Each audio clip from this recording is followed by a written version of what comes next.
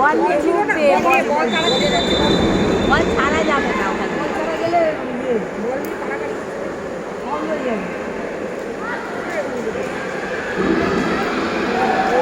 যা যা। এই বাবা, ও বল মারলো। কি করেছে বলতো, ওই সময় বলটা কিভাবে নিতে হয় বলে যেতে হয় ওর তলা, ঠিক আছে, ওটা ফাউল দেবে।